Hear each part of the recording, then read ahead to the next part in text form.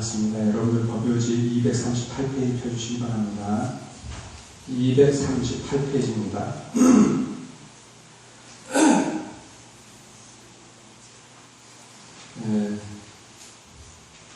같이 읽으시겠습니다. 네 번째 단락부터 다섯 번째까지 두 단락만 하겠습니다. 바로 이때 우리 스승 서가모니 부처님이 사립을 창모에게 근구로서 설하시되 여기에서 서초 10만억의 불토지나 한 세계가 있으리니 극락이라 이름하여 그와 같은 극락세계 부처님이 계시나니 그 부처님 이름만 아미타라 하느니라. 바로 지금 이 순간도 서방정도 극락에서 아미타 본련의 개선 설법하고 계시니라.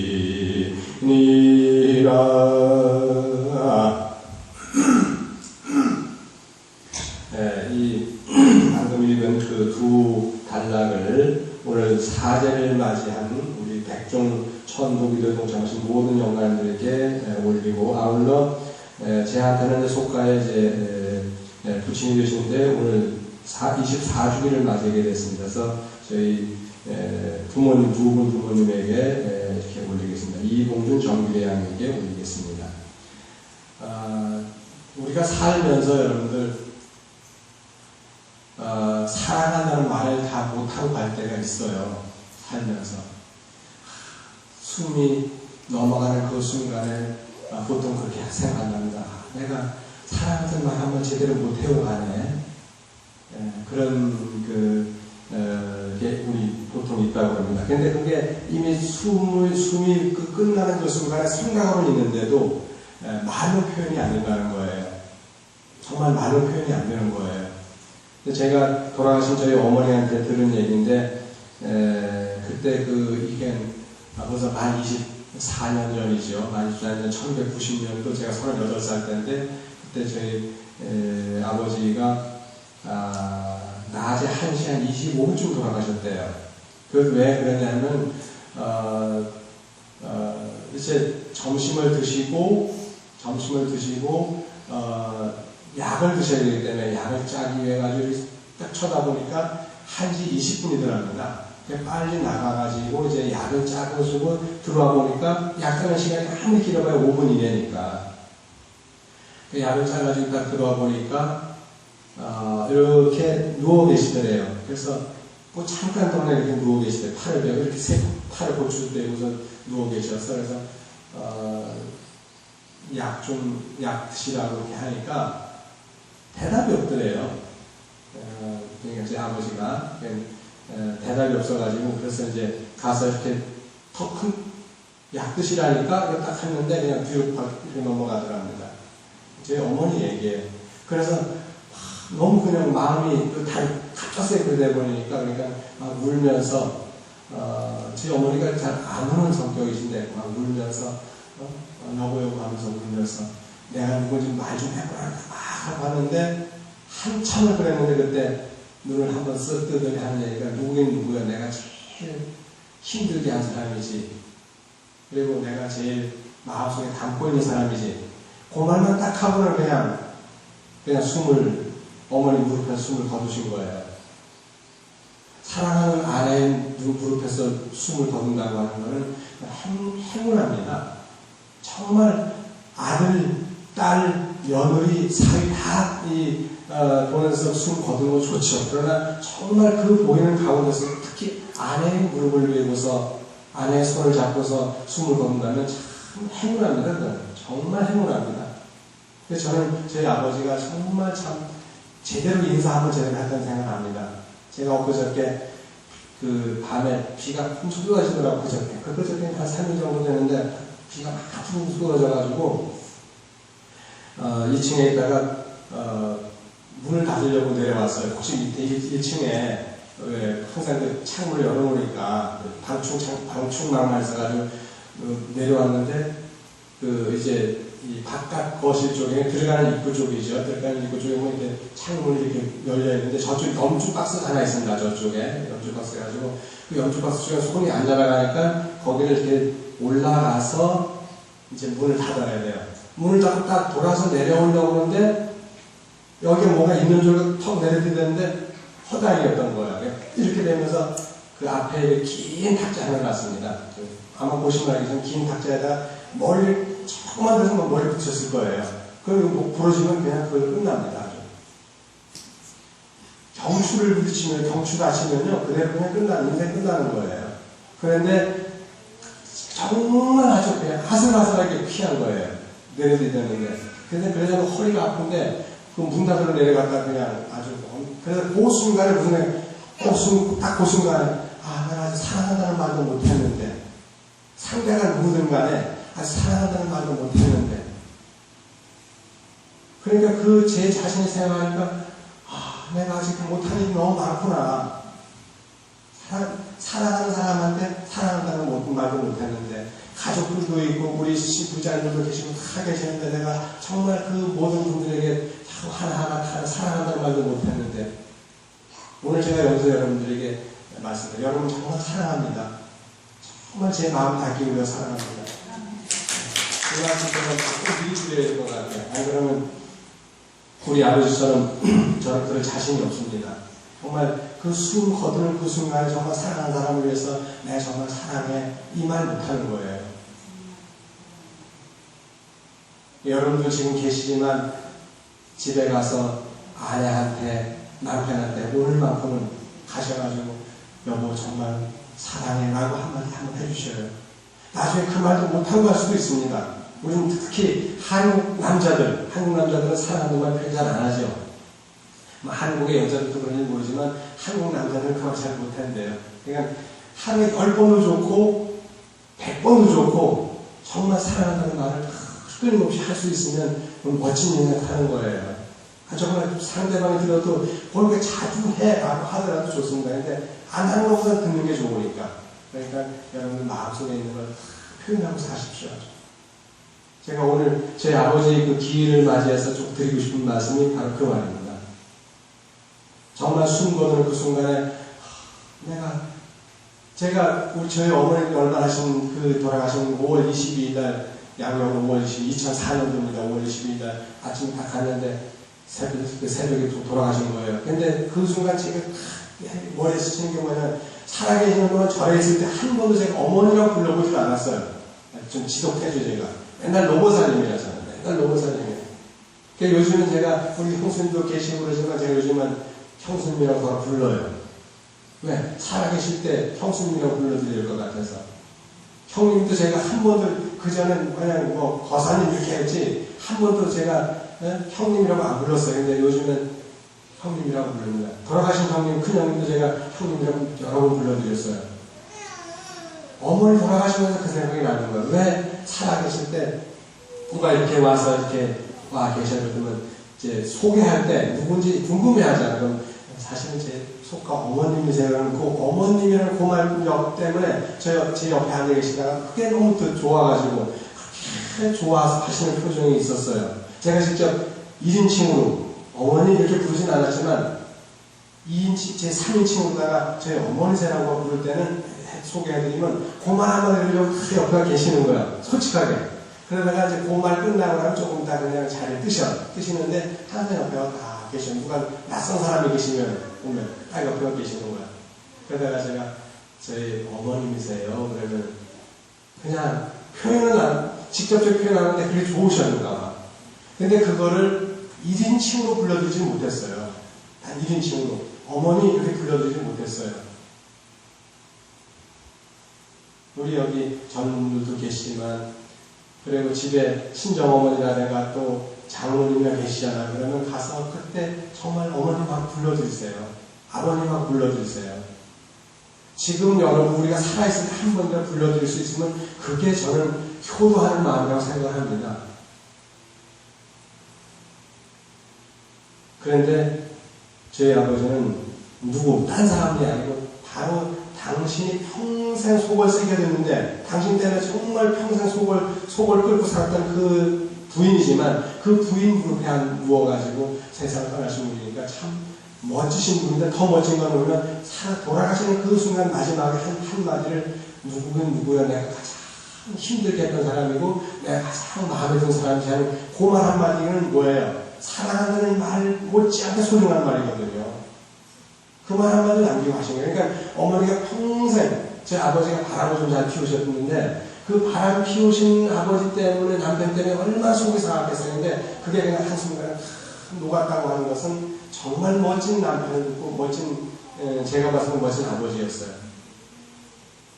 돌아가시는 그 순간에 그런 말을 할 수 있다고 하는 것은, 정말 참 대단하신 분이라는 생각이 드는데, 그대로 이렇게, 다시, 편안하게 가신 거예요. 그러니까 큰 스님들만이 좌탈림만 하신 것이 아니라 이렇게 제가 불자들도 제가 알기로는 하여간 엄청 여부를 많이 하신 걸로 알고 있는데 제가 불자들도 좌탈림만 한다는 거예요. 앉아서 돌아가시고 서서 돌아가시고 물건 하면 서서 돌아가시고 괜히 들고 돌아가시고 그냥 돌아가실 수 있는 거예요. 그냥 자유자재로 돌아갈 수 있는 게 큰 스님들의 그런 경지이기도 한데 이렇게 머리를 기르고 있는 거사님이나 보사님들도 그럴 수가 있다는 거죠. 저희 어머니도 5월 22일 날 2004년도에 돌아가셨지만 제가 새벽에 일어나가지고 이렇게 방에 들어가는데 이게 침대가 이렇게 있어요. 그러면 이 침대 모서리에 이렇게 앉아서 계시더라고요. 요즘 화장실이 있고. 그래서 제가 평소 같으면 벌써 3시 반이면 달걀 빼고 2층에 물 가려고 올라오시는데 물 가려고 올라오셔야 되는데 한 소리도 안 들리는 거예요. 3시 반 되면. 제가 항상 3시 반, 지금이나 옛날에는 늘 3시 반에 깹니다. 기본적으로. 물론 더 일찍 깰 때는 2시, 1시를 깨가지고 그 시간에 이제 글 쓰고 이제 그런, 보통 새벽에 글을 많이 씁니다, 제가. 그 시간이 제한테 주어진 시간이 가장 소중하니까 보통 새벽에 글을 많이 써요. 그리고 전 솔직히 저도 참 많은데 가능하다면 아침은 제가 아침잠을 안 자려고 그러는 새벽잠을. 그래, 그 시간만큼은 내가 나를 위해 써야 돼요. 그리고 앵간하다면 정말 특별한 일이 아니라면 새벽 예불 안 빠지고 절에 사는 게 뭡니까? 절에 살면 그 부처님 모시고 사니까 우리가 그 새벽 기도로도 하고 예불이라도 하고 해야 되잖아요. 그런데 그 시간만큼 제가 안 빠지려고 해요. 허리 다쳐가지고 2층 여기 안 오고 제가 2층 제 방 옆에 있는 서재 옆에 있는 그 방에서 그 법당들 예불을 하고 했지만 요 근래 와서 제가 여기 오는 겁니다. 그런데 지금도 비 많이 오고 그러면 여기 안 오고 거기서 해요. 왜냐면 미끄러워서 혹시 다치면 허리 다친데 또 다칠까봐 거기서 이렇게 하는데 적어도 새벽 예불만큼은 거의 안 빠지고 합니다. 어디서 하든지. 그런데 그때도 새벽 3시 반에 이렇게 나는데 탈가 소리가 안 들리는 거예요. 그래서 참 이상하다. 그럼 4시에 일어나는 4시에 그때는 어차피 이렇게 여기 운해스님이라고 스님이 이제 도량성 돌으니까 도량 돌면 이제 나와야 하는데 도량성 돌고 있는데 어머니가 안 보이는 거예요. 이상한 소식이 없어서 문을 이렇게 열어봤어요. 다른 거 지금 거실에 있는 침대에 있는 지금 화장실에 있는 방을 열어보니까 침대 모서리 이렇게 딱 이렇게 앉아 계시는 거예요. 그 화장실에 불은 켜져 있고 문은 열려 있고 대야에 문은 한 반쯤 잠겨 있고 그러니까 아마 그 뭔가 이렇게 손을 씻기 위해 가지고 아침에 법당 올라가서 세수하고 하기 위해 가지고 물은 다 풀어놨는데 그냥 와서 이렇게 아마 힘들었겠죠. 힘들게 다 이렇게 그 침대에 걸터앉았는데 그래서 저는 불이 켜져 있으니까 그냥 다시 문을 닫고 나왔어요. 나왔다가 아니 좀 이상해 느낌이라는 게 있거든요. 느낌에서 다시 문을 열고 들어가가지고 그때도 어머니가 그걸 노보살님하고 이렇게 탁 잡았는데 좀 덜컥 넘어가는 거예요. 그래서 너무 놀래가지고 보니까 배를 만져보니까 제일 먼저 배를 만져봤어요. 이렇게 손을 집어넣어서 배를 만져보니까 괜찮아요. 제 첫 여인이었지만 첫 번째 여인이어도 저한테 어머니니까 상관없어서 배를 이렇게 만져드렸더니 배가 싸늘해요. 배가 제일 마지막으로 식는답니다. 제일 마지막으로 식는데 용성 스님의 그 신종 아니면 보면은 우리 그 배가 가장 마지막으로 식는답니다. 근데 아직 배가 거의 다 식고 가더라고. 그러니까 돌아가셨구나. 어떻게 할 수가 없더라고요. 제가 뭐 그렇다고 이렇게 그 무슨 호흡법을 한 것도 아니지만 그거 생각도 못했어요. 그래가지고 바로 이제 원주에 있는 이제 큰형님하고 두째 형님한테 이제 전화를 해가지고 이렇게 어머니 돌아가셨다고 그랬더니 일단 원주로 모시고 왔으면 좋겠다 그래가지고 앰뷸런스를 불러서 이제 모시고 갔죠. 갔는데 그때도 저희 어머니도 앉아서 돌아가신 거예요. 그게 앉아서 돌아가신다고 하는 게 그게 생을 조금은 자유롭게 할 수 있어야 된다는 얘기입니다. 근데 저희 어머니가 하루에 보통 15시간 정도 기도를 하셨어요. 2층 법당을 줄 서셨는데 하루에 보통 15시간 정도 하셨어요. 그 전날도 그냥 5월 23일 전날 음력으로 4월 사는 날이에요. 초파일 닷새 날고 나면 본지요. 초 사는 날도 제가 이렇게 저녁마다 이렇게 저 아래까지 걷기를 해서 걷고 올라와가지고 저녁에 한 11시쯤 돼서 1층 서재에서 1층 다실에서 저희 어머니 모시고 차를 마셨어요. 그리고 차 마시고 제가 올라가서 11시 반쯤 올라왔어요. 밤에 제 방으로 올라가는데 차 마시면 같이 차 다 마셨고 그리고 그날 낮에 제가 생각 한 번도 과일을 깎아드린 적이 없어요. 제가 저희 스승님을 모시고 살았지만 제 스승이신 오한 큰 스님에게 과일 한 번 깎아드린 적이 없습니다. 차 한 잔 대접해드린 적이 없어요. 왜냐면 제가 과일 깎아드리려고 하면은 이 사람 자네 공부해야 되네. 내 시봉 두지 말게. 또 과일 한 번 깎아드리려면 이 사람 안 되네. 자네 공부해야 되네. 그러니까 당신 시중을 들 수 있는 모든 그 시자들은 다른 사람을 시키기 전에 저한테 그걸 안 시키셨어요. 그래서 저희 스승님에게도 과일 한 번 깎아드린 적이 없고 차 한 잔 이렇게 올려드린 적이 없는데 저희 어머니한테 그 전날 차를 올려드렸어요. 저녁에 앉아가지고 그때 가서 걸고 와가지고 9시 좀 넘어서부터 거의 2시간이 넘도록 차를 같이 마셨어요. 9시간 반쯤 왔구나. 한 2시간 정도 차를 마셨는데 그리고 그날 낮에 오후에 한 3, 4시쯤 돼가지고 저희 어머니한테 망고를 깎아드렸어요. 망고가 좋은 과일이잖아요. 망고 좋은 과일이거든요. 그때는 지금은 망고가 그래도 쌉니다. 굉장히 싸지만 그때는 망고 하나 하려면 그 하나에 15,000원, 2만원 그 세 개들이 한 상자에, 한 박스에 이렇게 3개 드는 거지. 보면 3개 들이가 막 5만원, 6만원 했을 때예요.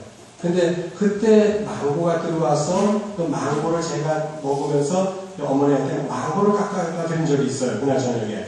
나중에 저녁 때예요. 근데 당신이 늘 2층 법당에서 절을 하기 때문에 절하는 데 갖다 깎아다 드렸더니 너무 고마우셔가지고 나한테 스님 나한테 이렇게 과일도 다 깎아다 주네 라고 하시면 너무너무 그러셨어요. 그래서 저도 왜 그랬는지 몰라요. 그랬습니다. 그러면 그때도 노보사님이라고 칭하면서 그걸 다 과일 깎아드렸는데 그걸 정말 맛있게 드시고는 그 과일을 당신이 밖으로 내려가서 밑에서 갖다 깎아놓은 그 접시를 밑으로 내려간 게 아니라 저한테 가지고 있어요. 왜냐? 그게 제 2층에 쓰는 제 접시였으니까. 아니, 그 밑에서 막 쓰는 그 접시가 아니고 제 신현철 씨가 좋아하는 신현철 씨가 만든 그 접시인데 그 접시를 담아드렸거든요. 그랬더니 그 접시 비싸거든요. 사실은요. 그러니까 제 어머니도 그걸 아셨는지 그 접시는 밑으로 안 내고 저한테 주셨어요. 지금은 그 접시가 다른 분한테 가 있습니다. 사실은 갔는데 그 접시에다 이렇게 담아드렸더니 좋아하세요. 그래서 그걸 드시고 그리고는 그날 저녁에 또 차 드시고 그리고 가시는 거예요. 근데 이제 더 중요한 건 제가 그 어머니를 여기서 10년 동안 모시고 살면서 그렇게 마음 낸 적이 있는데 그 돌아가시는 그 해에 제가 저기 하동 쪽에 그 매화마을 그 홍쌍리 그쪽에 있는 그 매화마을에 좀 구경도 시켜드렸고 그리고 그해 봄에 그 매화가 한참 그때가 양력 4월달이었어요. 그때 그 구경도 시켜드렸고 그리고 그 해에 제가 생전 어머니한테 아무것도 해준 적이 없는데 그 해에 뭘 해드렸냐면 어머니한테 제가 금바지하고 금목걸이 이걸 해드렸어요.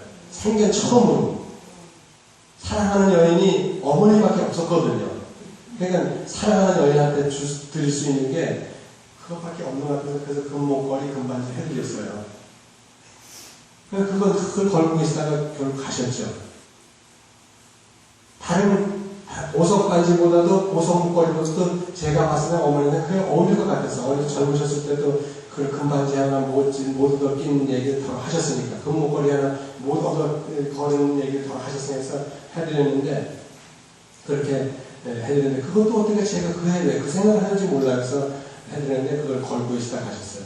어쨌든 그렇게 했는데, 그래도 남는 거 하나가 뭐냐면, 왜 내가 어머니라고 한번 못 불러드렸을까?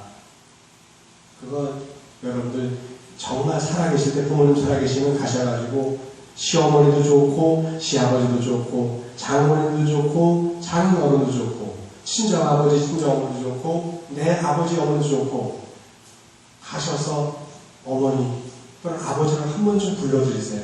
그리고 사랑한다고 한번 해드리고요. 그건 촌수를 한 촌 뛰어 올라서지만 정말 가장 가까운 게 누구죠? 무촌이잖아요. 아내고 남편은 정말 촌수가 없습니다. 그거는.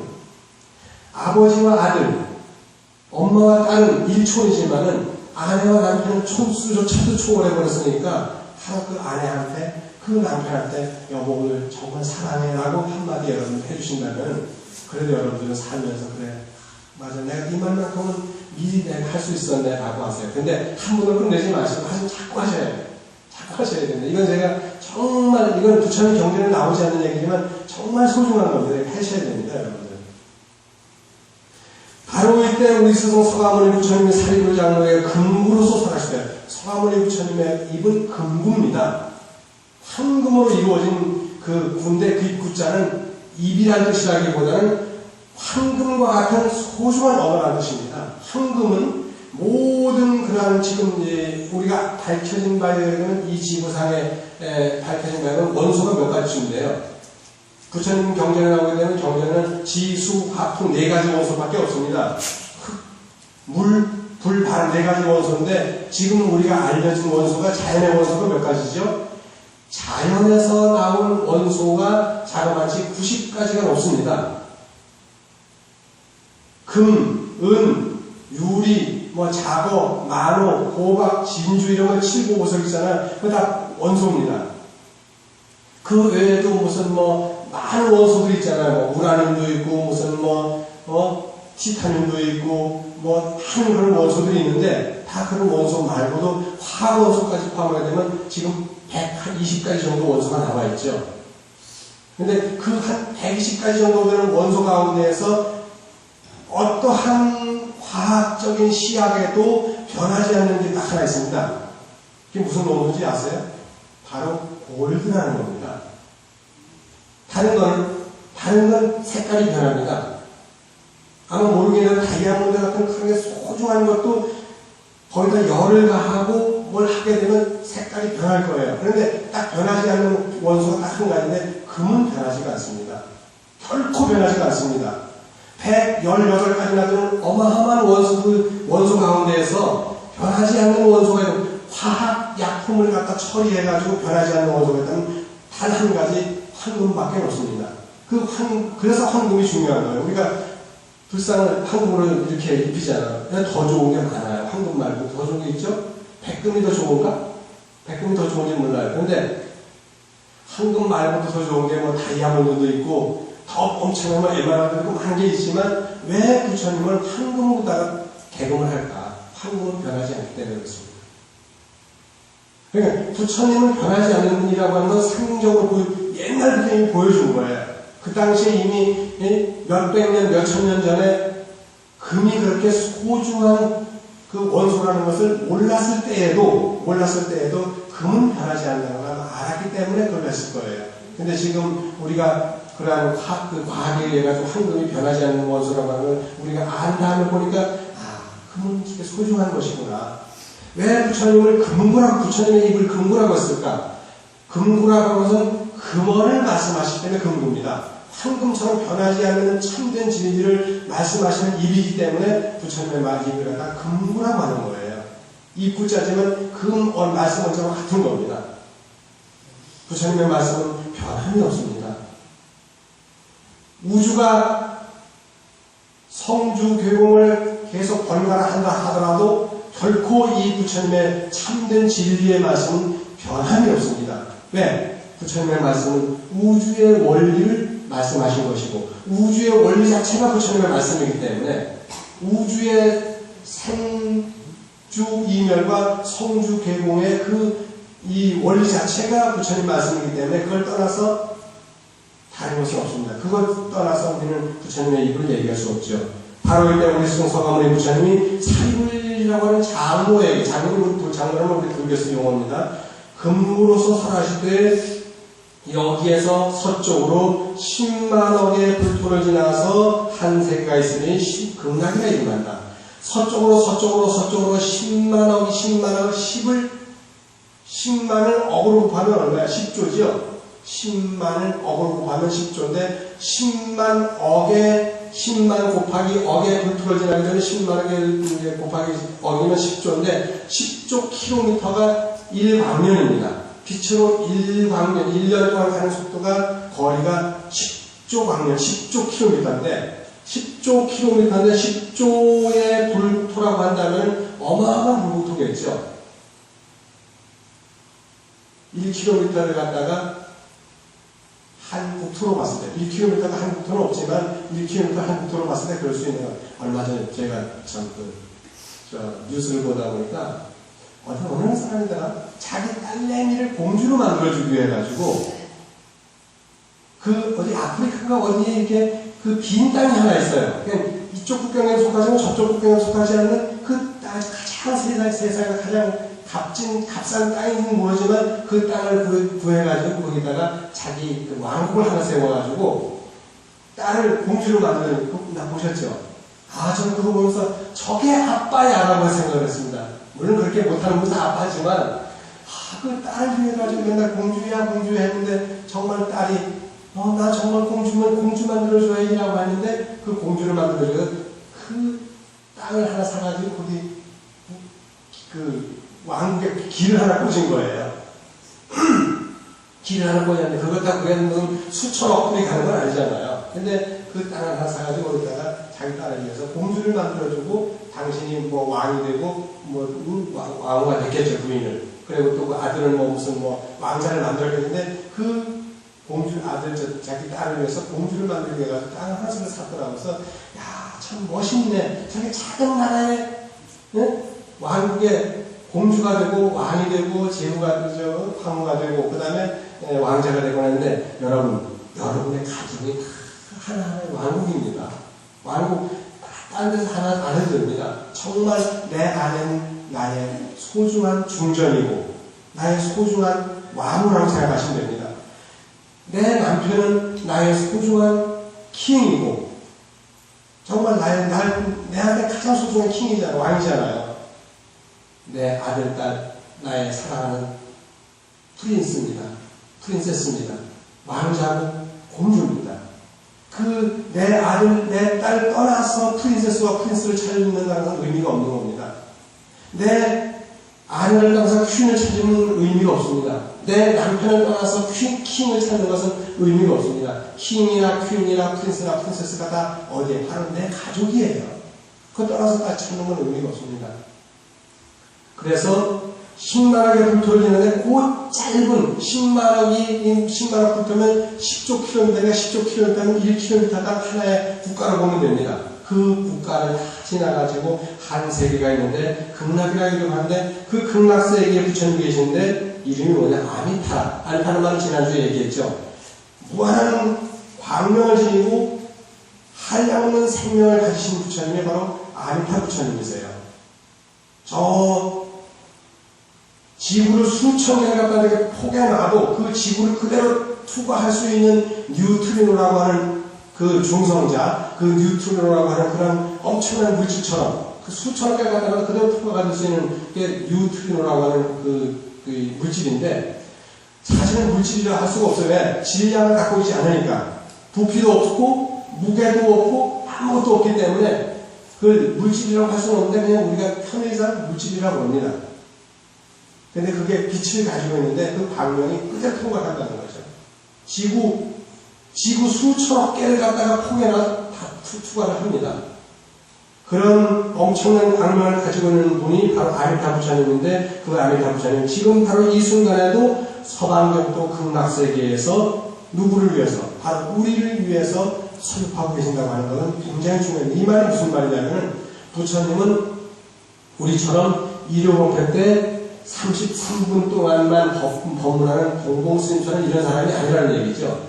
부처님이 끊임없이 24시간 365일 100년, 1000년, 만년, 수천억 년 동안 계속해서 끊임없이 법을 설하고 계시는 거예요.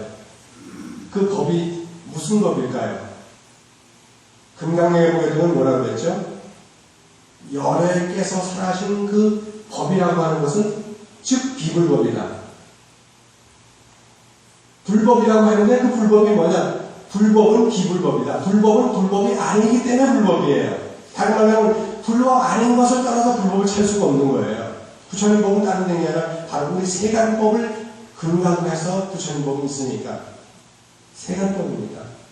어떤 한쪽 생도 버리지 않겠다는 그 정말 소중한 가장 평범한 진리가 바로 부처님의 법이에요. 세상을 떠나기 전에 정말 아내를 위해서 정말 여보 사랑해. 나 지금 사랑했고 지금 사랑하고 앞으로 사랑할 거야. 라고 하는 그 말, 그 부처님 법에 안 나오는 건데 그 법을 떠나서 부처님 법은 없습니다. 어머니 정말 어머니 사랑합니다. 아버지 정말 사랑합니다. 장모님 정말 잘 모시겠습니다. 너무너무 소중한 분이시거든요. 장인어른 너무너무 소중한 분이십니다. 정말 너무 소중합니다. 이 말 한마디 해드리면 그 말 세간의 언어지만 그 세간의 언어를 따라서 불법은 따로 없습니다.